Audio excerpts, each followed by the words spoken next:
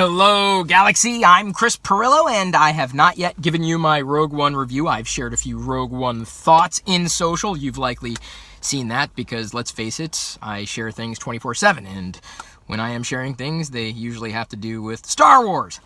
So, I've seen Rogue One once. I gave you my reaction when I saw it at Lucasfilm, and I was very, very grateful for that experience. But today, I'm sitting outside a theater where I'm going to see Rogue One a second time, this time in RPX, which I guess means it's going to be different with the screen and with the speakers somehow. I don't know if it's going to be better because, believe you me, I don't think you could top seeing a Star Wars movie for the first time on Lucasfilm's campus.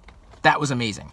Before I give you my extended, and let's face it, it's going to be a very extended Rogue One review, and I've been compiling my thoughts, at least based upon the first time that I saw Rogue One, and I've got a running list.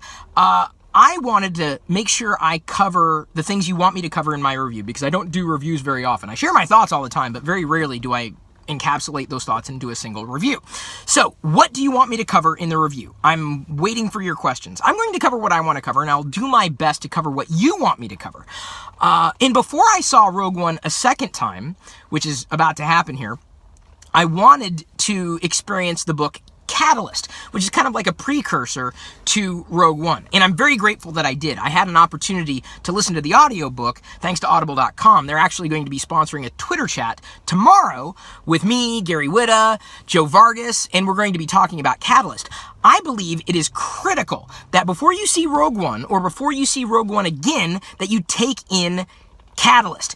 It provided so much backstory for Krennic, for Galen, for Lyra, for the entire cast that, well, at least the entire cast from within Catalyst that would be seen again in Rogue One.